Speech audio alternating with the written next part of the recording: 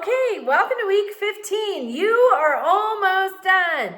So this week we are reading the second to the last chapter from the Age of Limits to Reaganism.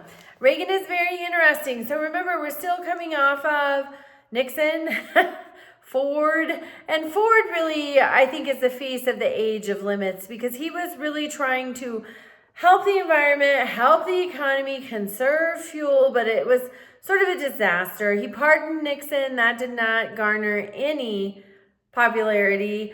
So then we see President Carter.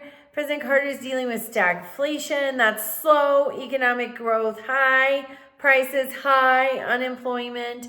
So several things are happening during this chapter. President Carter.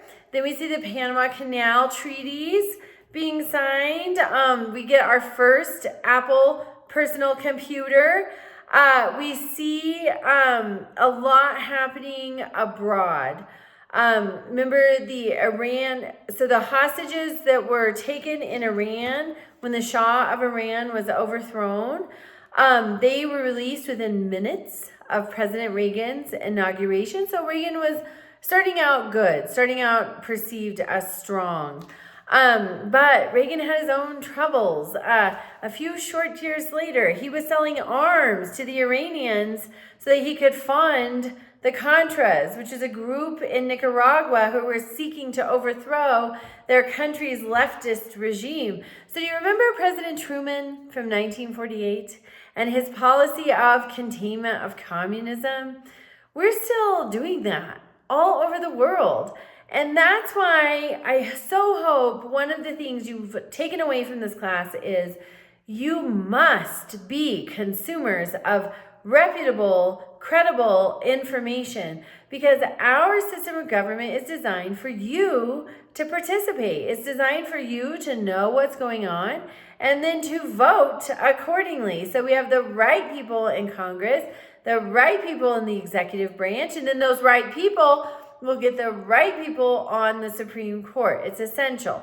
So we see President Truman, that lingering policy of containment of communism is still with us in 1986.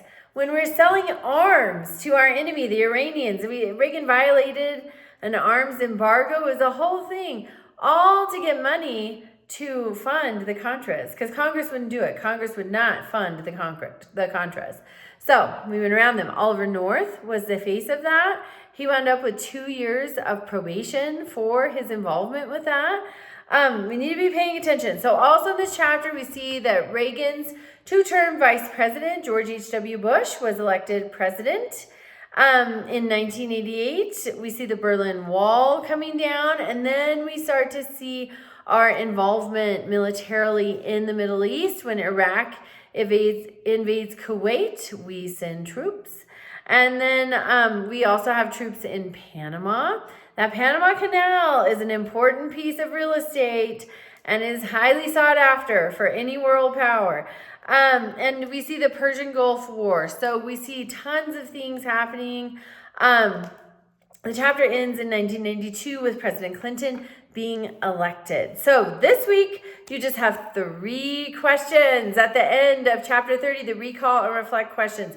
Make sure you have 3 sentences for each answer. If you don't have anything else to say, add examples, do a little outside research, something, but get those 3 sentences. That just tells me, yes, you understand, you got it. All right, have a great week. If you have any missing or late assignments, get them turned in, and I'll see you soon.